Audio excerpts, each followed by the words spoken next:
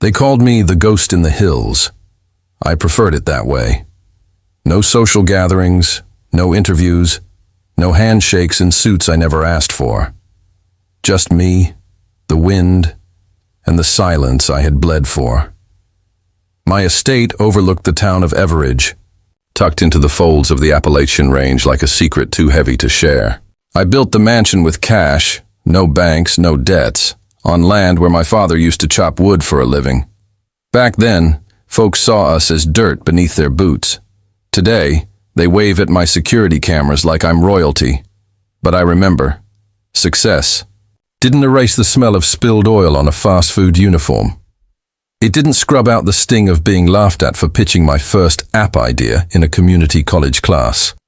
And it sure as hell didn't undo the years I slept in a storage unit behind a truck stop, chasing a dream nobody believed in, not even me, some nights. My name's Elijah Holt. I made my first million before my 25th birthday, and my first billion by 34. But I'd never felt further from the world than I did the night I first saw her. It was a Friday, the kind of autumn evening where the sky burns orange and the air cuts with just enough chill to make you notice you're alone. I was in my study, staring through a window longer than a pickup truck, when I saw a flash of movement on the road below.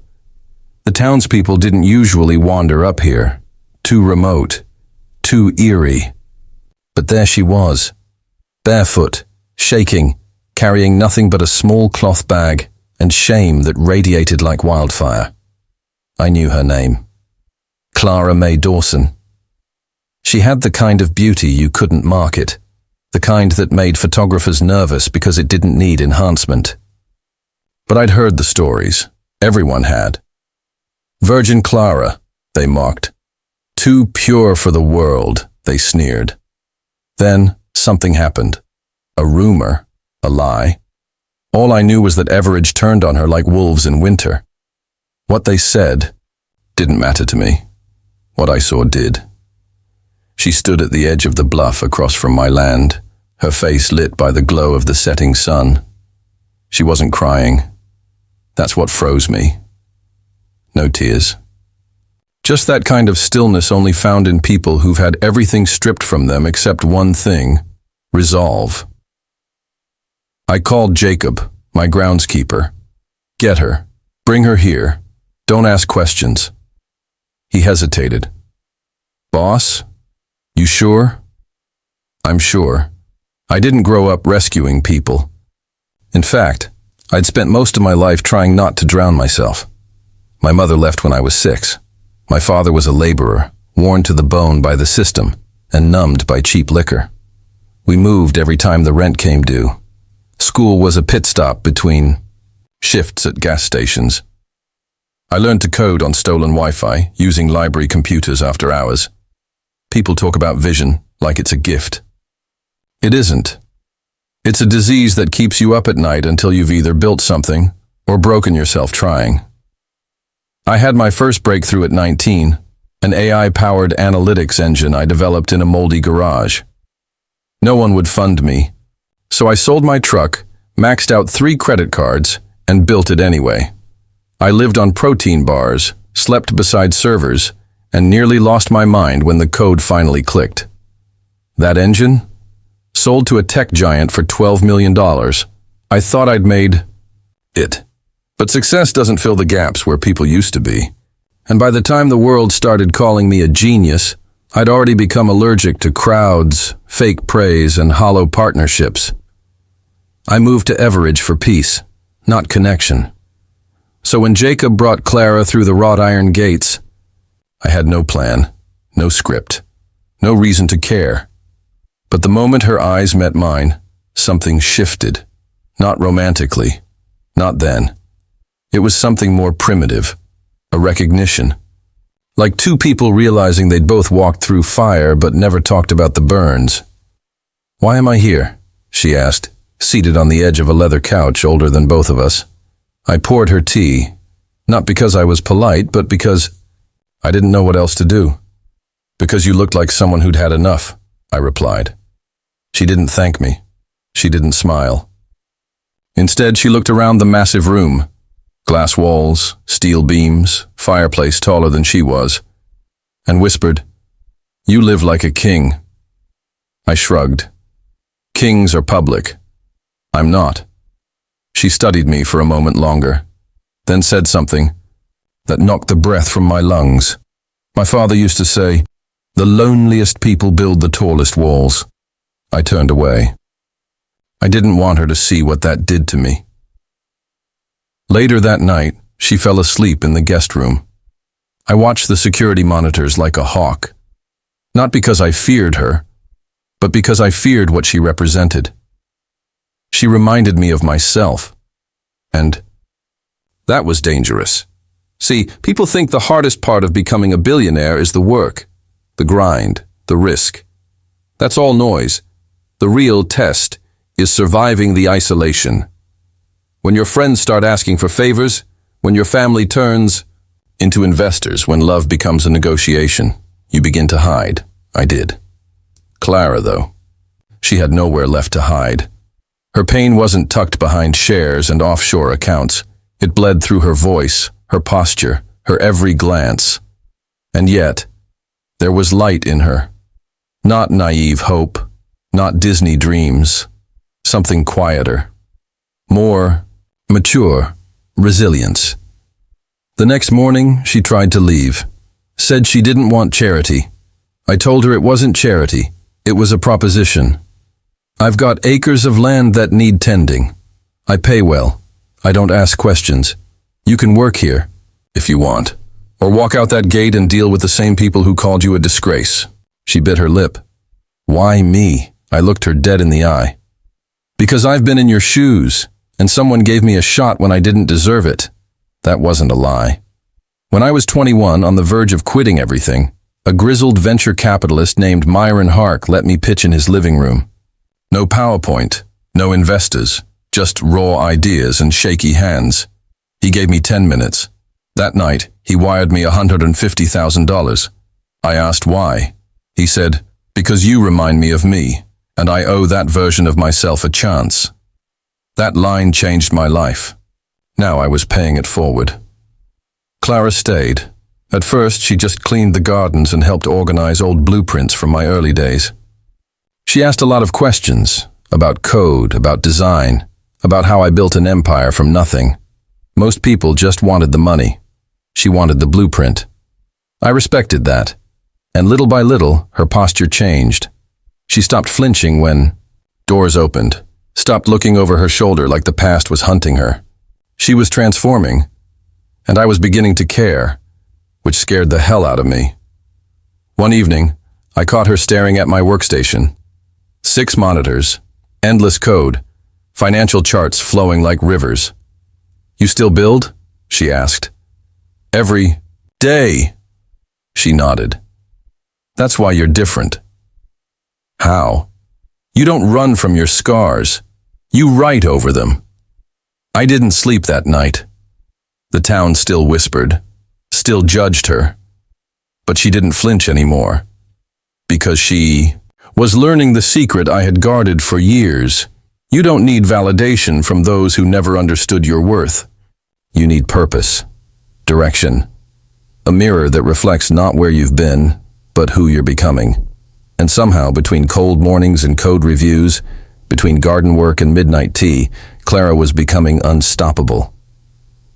Neither of us knew it yet, but we were about to light a fire that would burn down every lie the town told about her, and forge a legacy neither of us saw coming. Clara moved with the precision of someone who had never been allowed to take up space. She made tea without clanging the cups. She closed doors gently, as if afraid they'd retaliate. She folded towels like the act was sacred, and when she spoke, it was as if every word had to earn its place in the air. But her eyes, God, her eyes, they didn't match the rest of her. While the world had bruised her voice and shrunk her posture, her eyes burned with something ancient and unbreakable.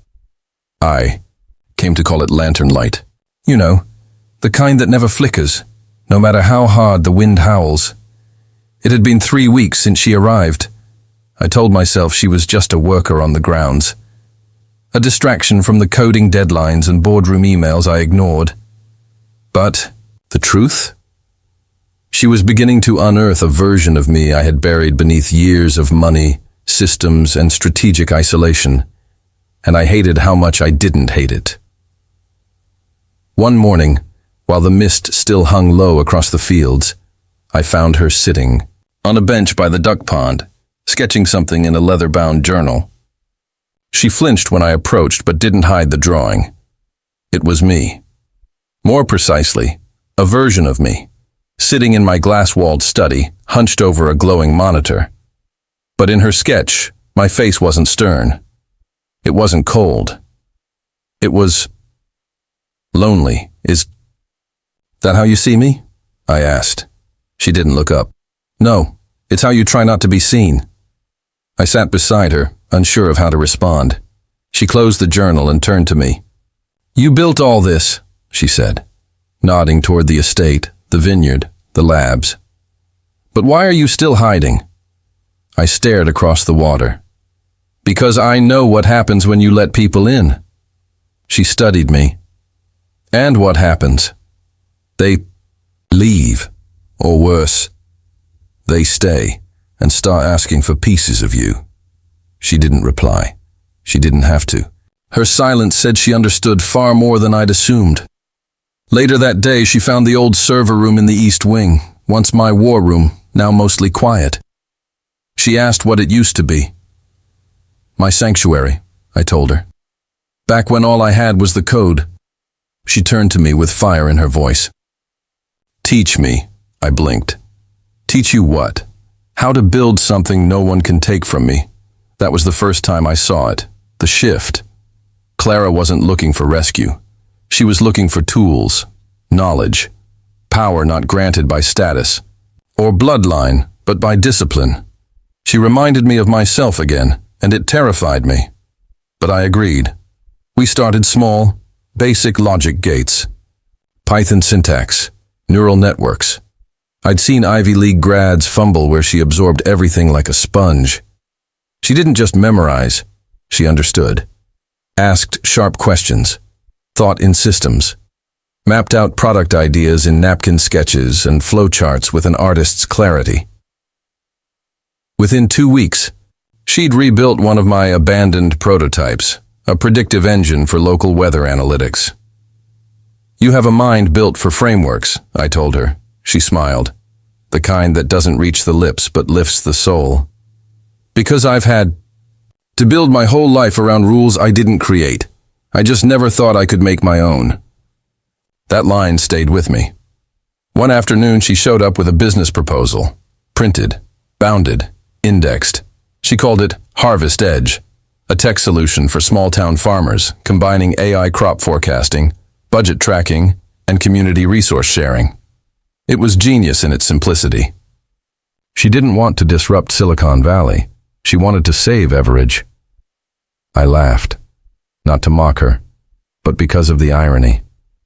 I had spent years building billion-dollar systems to escape the places that hurt me. She wanted to build something that healed the place that tried to destroy her. You don't owe them anything, I said. Why go back? She leaned forward.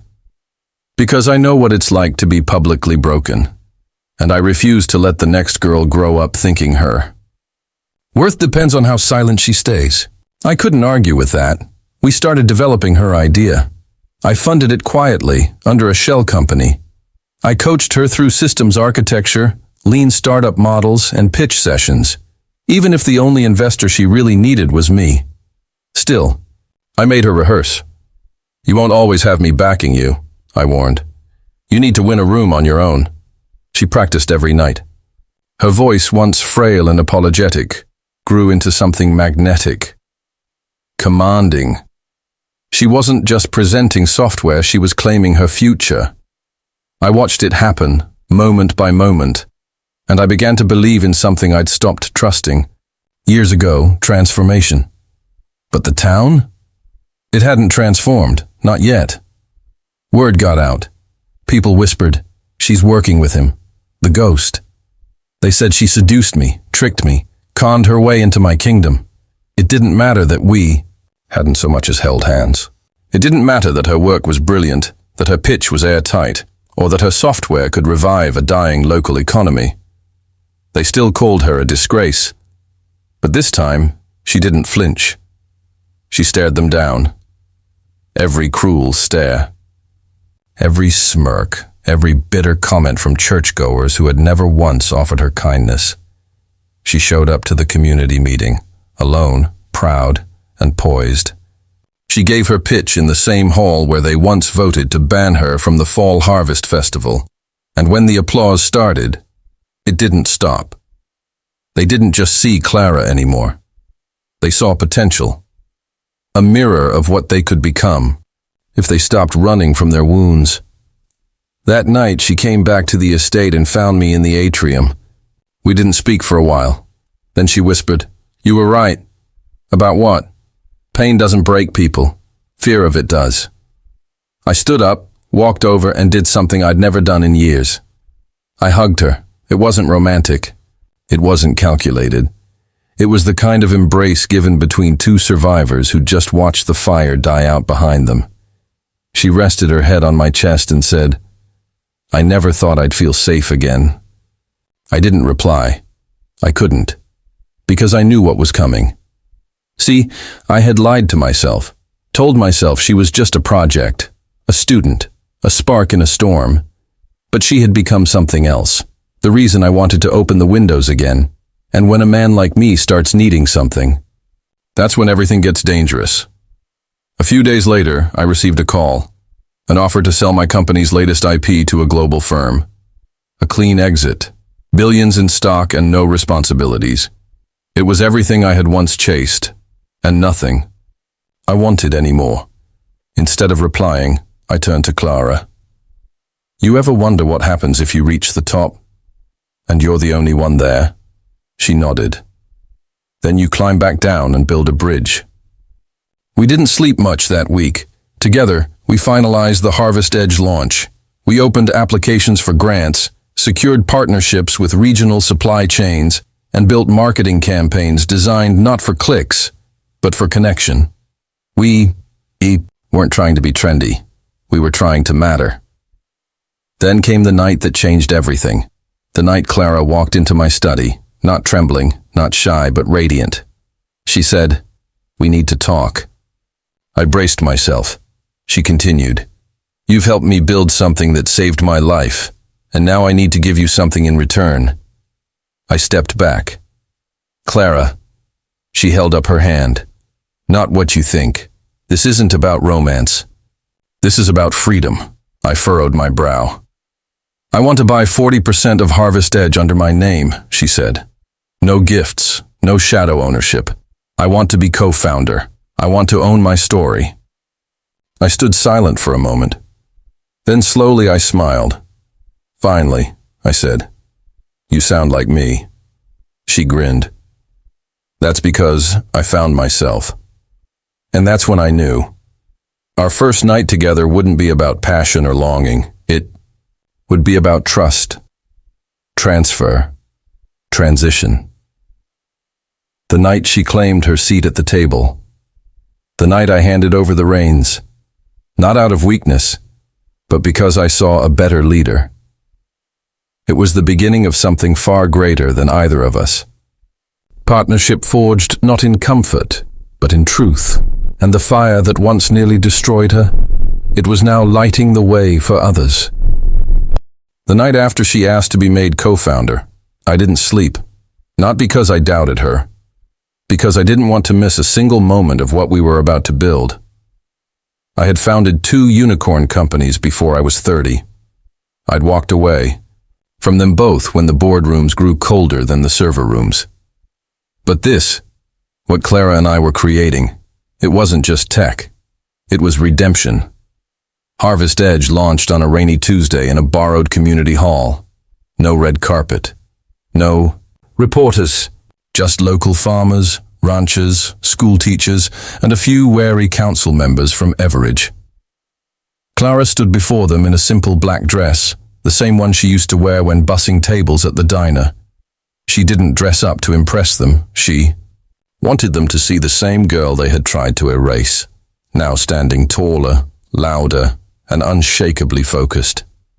Her pitch was flawless, poised, empowered. Not once did she mention the shame. She let the solution speak louder than her scars, and by the end, no one even remembered the girl they used to whisper about. They only saw a visionary. By the end of the month, Harvest Edge had signed cooperative deals with 3 neighboring counties. Within 6 months, it had over 20,000 users across the rural belt. Farmers reported saving nearly 30% on equipment by sharing logistics through the app. Crop yields improved due to better forecasting tools. One town even used the grant program to reopen its only school library, and every single press interview that came in, Clara took them all. I'll never forget her first national feature. She was invited to speak at the Midwest Innovation Summit, a place where the usual speakers were middle-aged men in pinstripes talking about venture capital. Clara walked on stage, in her boots and denim jacket, and opened with, "I was a joke to my town, a throwaway girl, until I stopped asking for permission to exist." The room went silent. Then the applause hit like thunder. After the summit, I expected things to change, for her to drift away. People like me, reclusive, careful, deliberate, don't usually survive long in the orbit of people like her, meteoric, daring, incandescent. But she came home, to the estate, to the lab, to the quiet space where ideas turn into revolutions. And one night, as we worked on an algorithm that would scale resource matching for drought-stricken counties, she leaned back in her chair and asked, "Why don't you ever leave this place?" I stared at the monitor, then turned to her. "Because the last time I let the world in, it tried to devour me." She tilted her head. "Is that why you live like a ghost?" I smirked. "Ghosts don't build empires." She smiled, but it faded quickly. "And if you die in here, surrounded by glass and code, who will even know what you were building?" I didn't answer, because she was right. The more she grew, the more the world pulled at her. And eventually, it did what it always does. It demanded more than applause. It demanded loyalty. The calls started coming in, from Silicon Valley, from Wall Street, from DC.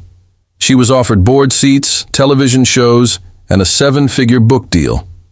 People pitched her on IPOs, on buyouts, on mergers that would multiply her valuation by 30 every time she said no. And one night, she told me why. "Because I'm not for sale. Not anymore." Then she looked at me and said quietly, "But I think you still are." That hit harder than I'd expected, because she was right again. Despite all the money I'd made walking away from toxic deals, I was still shackled to the lie that success meant keeping everyone at arm's length. Clara didn't just break the mold. She melted it, and it forced me to face the truth. I had taught her how to build systems. She had taught me how to build people. 2 years into the company, we hit a wall. A legal battle emerged when a rival firm, Agronet, accused us of data monopolization. It was nonsense, of course. But they had lawyers. Good ones. And we had one thing they didn't: a mission. Still, the pressure mounted. Investors panicked. Even our most loyal farmers began to fear the blowback. Media outlets twisted the narrative into a David versus Goliath story, only this time they painted us as Goliath, and it was Clara who made the call. We fight. Even when our advisors recommended settlement, she stood firm. "If we give in now," she said, "we teach every little girl watching that fear gets the final word." So we fought. Depositions, court hearings, subpoenas, media attacks. And through it all, Clara never blinked. In court, Agronet's lawyers tried to smear her reputation. They pulled up tabloid articles from years ago, tried to rehash the shame of her past. One attorney said, "Is it true you were disowned by your church for inappropriate conduct?" She didn't flinch. "I was disowned because I chose truth over silence. And the only thing inappropriate was the way people like you think shame is a weapon." You could hear a pin drop. We won the case, not just in the courtroom, but in the culture. Clara became a symbol, not of perfection, but of persistence, of resilience, of what it means to build something in a world that once told you you were nothing. After that, things changed between us. Not romantically, but spiritually. She stopped being the girl who found refuge on my estate. She became the force that reshaped the world around it. And one evening, we stood at the edge of the property, overlooking the vineyards, now being restored by Harvest Edge grants, and she whispered, "This isn't just about me anymore." I nodded. It never was. She turned to me, eyes soft but certain. "You gave me a bridge when I had only ashes. Now I want to build bridges for others, even if they have to walk through fire to cross them." That line, it became the slogan of our next campaign. Bridges made of fire. It wasn't just a tagline, it was truth. We launched initiatives across rural America, then abroad. From indigenous farms in New Mexico to rice cooperatives in rural India, our tech empowered forgotten economies. We didn't scale like a startup, we scaled like a movement. And through it all, Clara remained relentless, grounded, fierce. She refused to let her success harden her. She mentored others, trained girls in coding camps, donated 60% of her earnings to mental health centers and shelters for abuse survivors. And every time someone asked her how she did it, she'd say the same thing. Because someone believed in me before I believed in myself. She never named me publicly, not out of shame, out of respect. She once told me, "Some people rescue you once, others teach you how to rescue yourself. You did both." But the truth?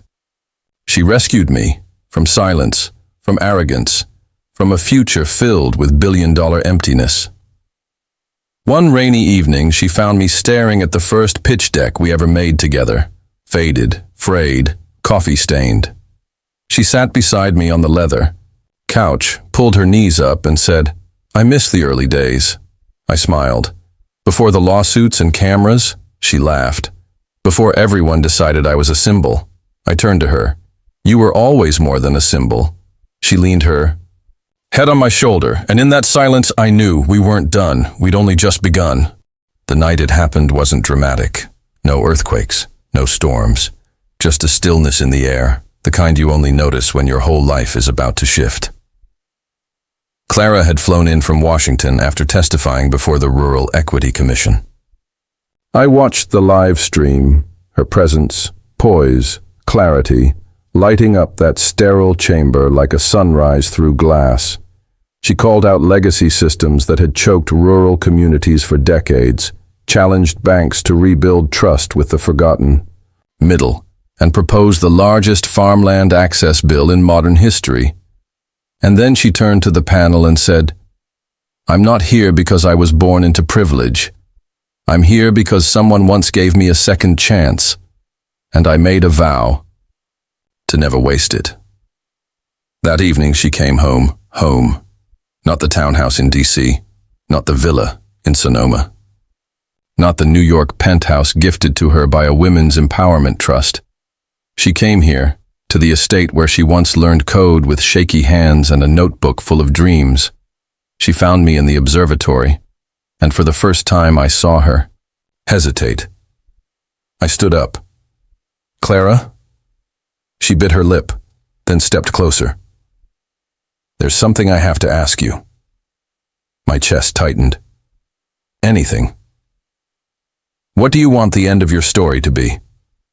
I frowned. "What do you mean?" "You taught me how to win. You gave me the tools, the space, the trust.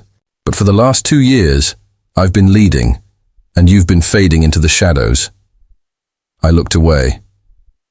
"You say you don't care about legacy," she continued, "but you built legacies for others." She took my hand. "Let's write the last chapter together.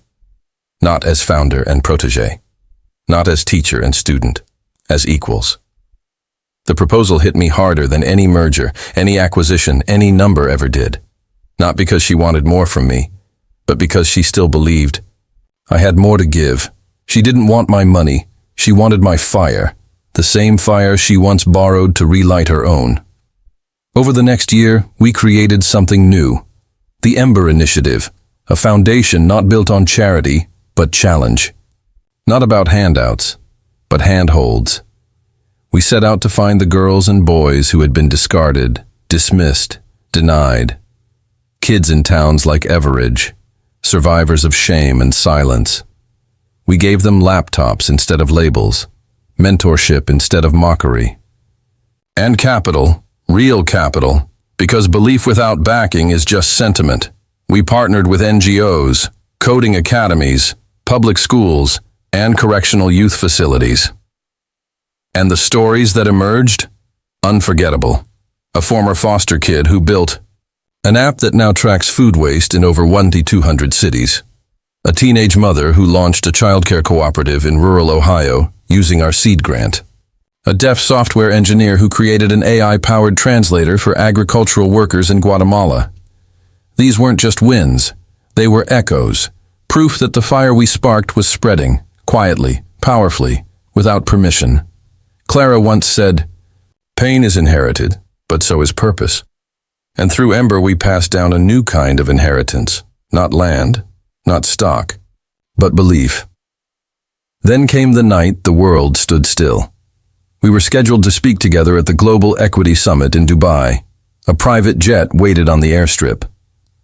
I remember watching her from across the tarmac, her scarf whipping in the desert. Wind, her posture calm but commanding. And then, just as she climbed the stairs, she stopped. She turned back to me.